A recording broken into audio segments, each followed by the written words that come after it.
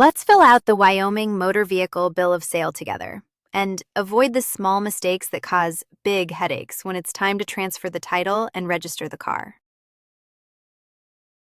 Start at the top with the date of sale. Then the seller's details. In our example, that's Anna Baker, with her address, phone, and email. Then the buyer's, Ben Carter, with the same. 2 quick habits. Enter each name exactly as it appears on that person's ID and on the title. A nickname or a typo can stall the transfer later. And don't leave any line blank. If something doesn't apply, write NA. An empty box is an invitation to change the document after it's signed.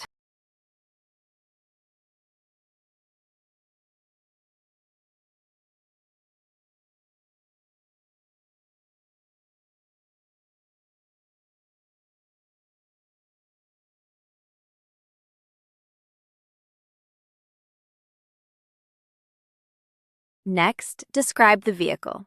Make, model, body type, year, color, and the odometer reading. 2 that people get wrong. The VIN. Type all 17 characters exactly as they appear on the title.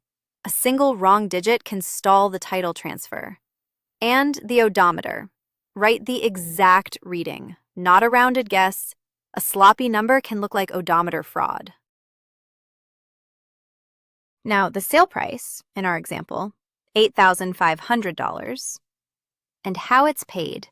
Here, paid in full by check with taxes included. Write the real price. Lowballing it to shave the sales tax can come back as back taxes and penalties, and it leaves the buyer with weaker proof of what they actually paid.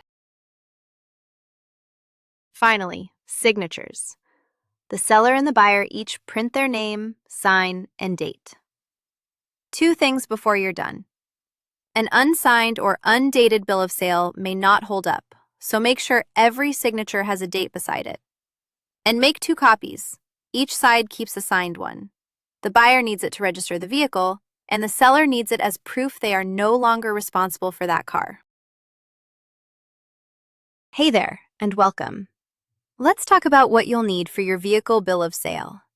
First up, when it comes to the title, you'll need a manufacturer's statement of origin, also known as the MSO. This is the document that establishes where the vehicle originally came from, and it plays an important role in the transfer process. Next, you will need to include the odometer reading on your bill of sale. This lets everyone know exactly how many miles are on the vehicle at the time of the sale.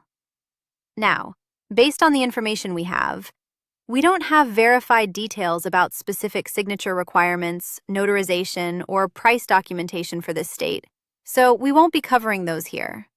Just make sure you have that manufacturer's statement of origin ready and that odometer reading clearly noted, and you'll be off to a great start.